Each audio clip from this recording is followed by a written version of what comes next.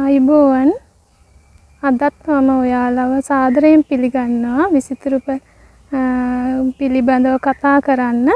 ඉතින් විසිතුරු මල් වගාවට ආස ඔයාලා මම හිතනවා දිගින් දිගටම මාගේ channel එක එක්ක රැඳී සිටී කියලා. අද මම ප්‍රධාන වශයෙන් කතා කරන්නේ මේ channel එක ඔස්සේ ඉදිරියට මම ඔයාලව දැනුවත් කරන්න බලාපොරොත්තු වෙන්නේ මොනවන පැතිවලින්ද කියලා. මොන පැතිවලින්ද කතා කරන්න වීඩියෝ සීරීස් එක කරන්න බලාපොරොත්තු වෙන්නේ කියලා. ඉතින් මම අද වර්ගීකරණයක් මල්පැල විසිතුරු මල්පැල වර්ගීකරණයක් ප්‍රධාන වශයෙන් කරන්න කැමතියි. ගොඩක් අය අහනවා ඉන්ඩෝ ප්ලාන්ට්ස් වල ඒ කියන්නේ ගේ ඇතුලේ තියන්න හදන්න පුළුවන්, සෙවණ තියන්න පුළුවන්, එහෙම නැත්නම් අවුවේ වවන්න පුළුවන් වැඩිපුර පැල වර්ග මොනවද කියලා. ඉතින් විසිතුරු මල්පැල පිළිබඳව ගත්තම අපිට පුළුවන් මේවා ප්‍රධාන වශයෙන් කොටස් දෙකකට බෙදන්න. එකක් සෙවණ ප්‍රිය කරන ශාක සහ අනිත් එක සූර්යාලෝකයේ ප්‍රිය කරන සූර්යාලෝකයේ පහසුවෙන් නඩත්තු කරන්න පුළුවන් ශාක. ඉතින් දැන් මේ දෙක ගත්තම මම කැමති සූර්යාලෝකයේ නඩත්තු කරන ශාක පිළිබඳව වෙනමම කතා කරන්න වෙනම වීඩියෝ එකකින්. අද මම කතා කරනවා shaded area එකක සෙවණය සහිත ප්‍රදේශයක අපිට වවන්න පුළුවන්. එහෙම නැත්නම් අපේ නිවස අභ්‍යන්තරයේ තියන්න පුළුවන් ශාක. ඉතින් මේ ශාකත් ගත්තහම ප්‍රධාන වශයෙන් මල් සඳහා වවන ශාක සහ විසිතුරු පාත්‍ර පිළිබඳව ඒවට ආසය වෙනුවෙන් අපිට වෙනම ඉන්නවා කොටසක්. ඉතින් විසිතුරු පාත්‍රී ශාක විදිහට කොටස් දෙකකට වර්ග කරනවා. ඉතින් මේ විසිතුරු පාත්‍රී ශාකත් වර්ග කිහිපයක් තියෙනවා. ශාක කුලක කිහිපයක්ම තියෙනවා. විසිතුරු පාත්‍රී ශාක ගත්තාම ප්‍රධාන වශයෙන් පිලඩෙන්ඩ්‍රියම්, ඇග්ලොනිමා. ඉතින් මේ තියෙන්නේ පිලඩෙන්ඩ්‍රියම් වර්ග.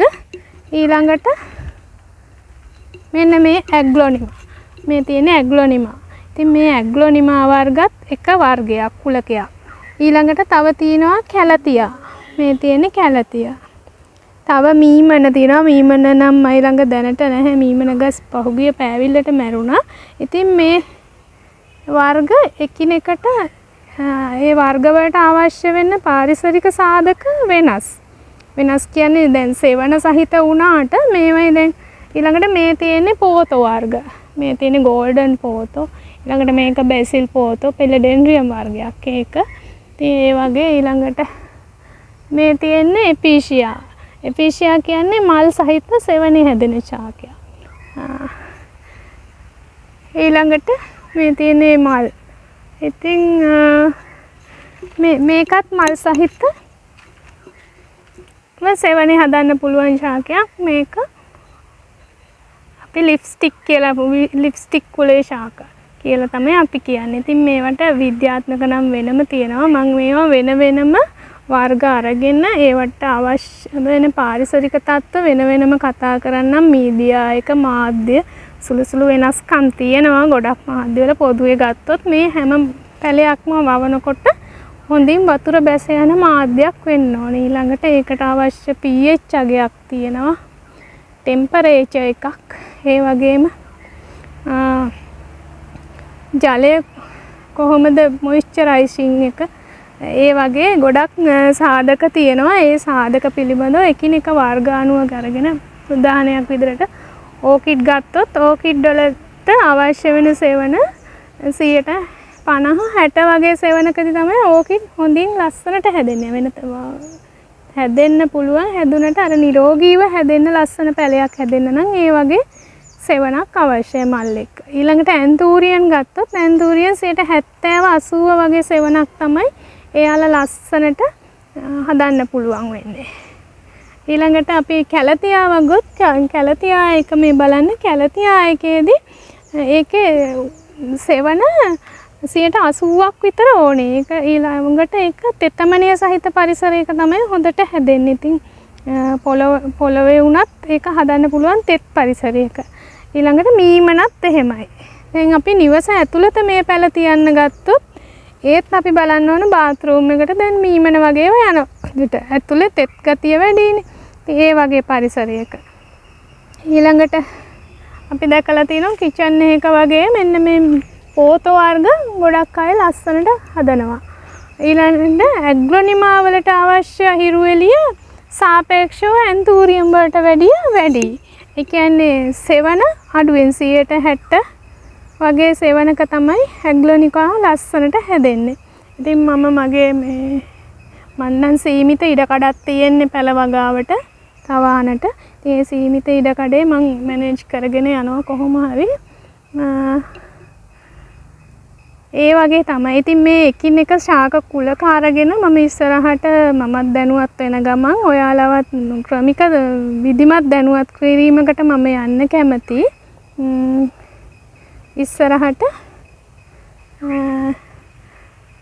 අපි බලමු ඒක එකින් එක වීඩියෝ සීරීස් අනුව. ඉතින් මම හිතනවා ඔයාලගේ යාළුවෝ හිතවත් අය මල් පැලවලට ආස කරන ආදරය කරන වවන ඒ වගේ අය වෙනුවෙන් මම වීඩියෝස් හදනවා. ඒ වගේම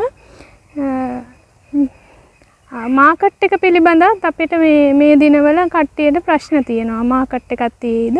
ඉතින් ඇත්තටම කියනවා නම් ලෝක වෙළඳ පොලේ හොඳ මාකට් එකක් තියෙන වර්ගය තමයි පැල විසිතුරු පැල කියන්නේ.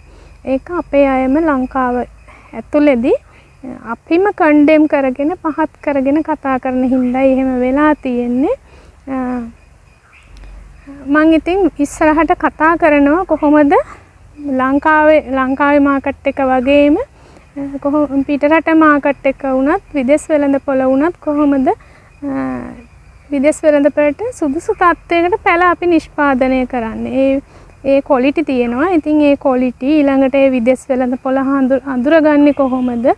මාකට් රිසර්ච් එකකට යන්නේ කොහොමද?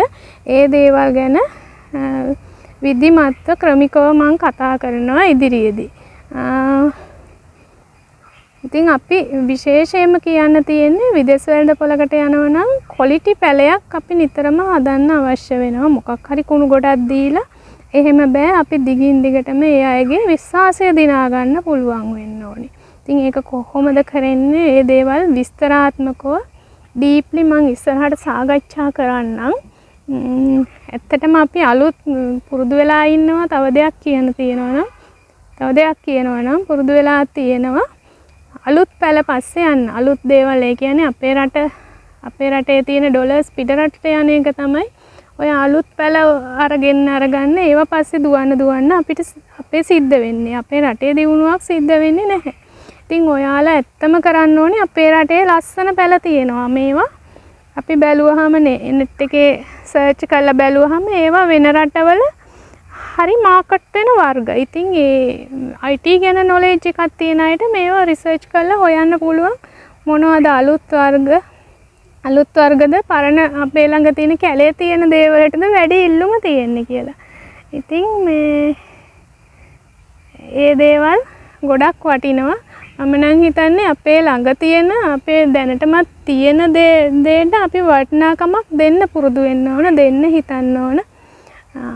එහෙම වුණොත් තමයි අපිට පැවැත්මක් තියෙන්නේ. නැත්තම් අපි රටක් විදිහට ආපස්සට යන එක මිසක්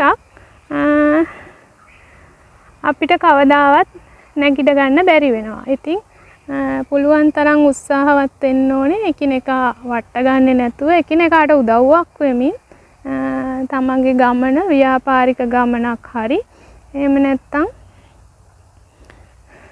ඕනම තැනකදී මම හිතනවා මේ සිතුවිල්ල ඕනම ශාස්ත්‍රයකට වටින දෙයක් කියලා. ඉතින් මම ඉස්සරහට මගේ පර්පස් එක පිළිබඳව මම සංක්ෂිප්ත විස්තරයක් කරේ. මම ඉස්සරහට එකින් එක පිළිවෙලකට ඔයාලා වෙනුවෙන් මේ දේවල් ඔයාලට තේරෙන සිංහල භාෂාවෙන් කියලා දෙන්නම්. මොකද මේවා ඉන්ටර්නැෂනලි නම් අපිට ඕන තරම් ගන්න පුළුවන් විස්තර. ඒත් අපිට සිංහල භාෂාවෙන් හොයාගන්න බැහැ. අපේ ගොඩක් අය ඉන්නේ මම දන්න විදිහට ඊටාම ඒ කියන්නේ මුදල් හදලා තින් ඊතරම් මේ කියන්නේ මුදල් කළමනාකරණය වගේ දේවලදී ඊතරම් දක්ෂ නොවන අය. ඉතින් මුදල් නැහැ කියන්න මම කැමති නැහැ. මුදල් තියෙනවා. ඒත් ඒක කළමනාකරණය කරගන්න එකේ අපේ දුර්වලකමක් තියෙනවා යම් කිසි. ඉතින් කැලේ තියෙන ගහකටත් අපිට වටිනාකමක් දෙන්න පුළුවන් කියලා සමහර විට ඔයාලා හිතන්නේ නැතුව ඇති. හිතුවත් ඒවට අපිට තියෙන බාධක යම් යම් අවහිරතා. ඒ හැම දෙයක් ගැනම මම ඉස්සරහදී ඔයාලට දැනුවත් කරන්නම්. ඔයාලට තියෙන ප්‍රශ්නත් මට කමෙන්ට් කරන්න. එතකොට මම ඒවට අදාළව කතා කරන්නම්. විස්තර මම 100%ක් දන්නේ නැහැ. මම 100%ක් මේ ඒ කියන්නේ කිසිම කෙනෙක් මම හිතන්නේ නැහැ පර්ෆෙක්ට් කියලා. මමත් අලුතින් දේවල් ඉගෙන ගන්නවා. ඒ වගේම ඔයාලත් මම හිතනවා අලුතින් දේවල් ඉගෙන ගන්න කැමති අය තමයි මගේ YouTube channel එකත් එක්ක එකතු වෙන්නේ කියලා. ඉතින් ඉස්සරහට අපි මම හිතනවා දීර්ඝ ගමනක් අපිට යන්න පුළුවන් වෙයි කියලා. අපේ ලංකාවේ පැල ශාස්ත්‍රය සම්බන්ධයෙන් මම අවුරුදු කිහිපයක් තිස්සේ බලාගෙන හිටියා අපේ අය කොහොමද මේ පැල වගාවේ මල් වගාවේ ඉන්න අය කොහොමද හැසිරෙන්නේ? ඒගොල්ලොන්ගේ හැසිරීමේ හැටි. ඉතින් ඒගොල්ලෝ තනිව ගමනක් යන තමයි නිතරම උත්සාහ කරන්නේ. මම ඒ සිතුවිල්ලෙන් මිදිලා මම හිතුවා පොදුවේ කාටත් වටිනා අදහස් ටිකක් සහ දැනුම බෙදා දෙන්න. මමත් ඉන්ටර්නෙට් එක පීරනවා. ඇත්තටම මම හිතනවා මට මගේ දැනුමත් එක්ක තව අලුත් දේවල් මට සොයා ගන්න පුළුවන්. ඉතින් මේ සොයා ගන්න දැනුම අපි ඇත්තටම හැමදේම ගැන හැමතිස්සෙම අප්ඩේට් වෙන්න ඕනේ. ඒ වගේම නිතරම අපේ මනස අපි දන්නවා කියලා හිතාගෙන ඕනම දෙයක් අහන් ඉන්න ගියොත් අපිට කිසි දෙයක් ඒ කියන්නේ අපිට නොදන්න දේවල් දැනගන්න අවස්ථාව ලැබෙන්නේ නැහැ. ඉතින් අපි මේ හැම දෙයකින්ම අපිට වැදගත් වෙන තෝරලා බේරලා අරගෙන ඒ වැදගත් වෙන කරුණු පිළිබඳව තමයි අපි කතා කරන්න ඕනේ. ඉතින් මල් වගාව ගත්තොත් සමහරු ඉන්නවා හැම දෙයක්ම වවන. තව අය ඉන්නවා තෝරා බේරාගත්ත එක වර්ගයක් විතරක් වවන. ඊළඟට තව අය ඉන්නවා රීසේල් කරන. ඒ කියන්නේ පැල අරගෙන තව කෙනෙක් හදන පැල අරගෙන අද වෙද්දී ඒක තමයි ගොඩක්ම ජනප්‍රිය. ඒක නිසාම අපේ කස්ටමර් බේස් එකත් හැලෙනවා. මොකද දන්නවද? ඒ අරගෙන දෙන අය විකුණන අය දන්නෙත් නැහැ පැලේ හදන්නේ කොහොමද. ගන්න අයට ඉතින් ආයෙ ගිහින් හදා ගන්න තේරුමකුත් නැහැ. ඉතින් ඒකත් අපේ රටේ තියෙන ප්‍රශ්නයක්. ඉතින් මේ හැම ප්‍රශ්නයකටම මට පුළුවන් ශක්තියෙන් මම ඉස්සරහට පිළිතුරු සපයනවා. ඔයාලා දැනුවත් වෙන්න. ඒ වගේම ඔයාලගේ හිත මිත්‍රාදීන් අතර අපේ channel එකේ link එක share කරන්න. ඉතින් ඔයාලට ගොඩක්ම ස්තුතියි. අදත් මගේ channel එකත් එක්ක එකතු වුණාට සුබ දවසක් ඔයාලට.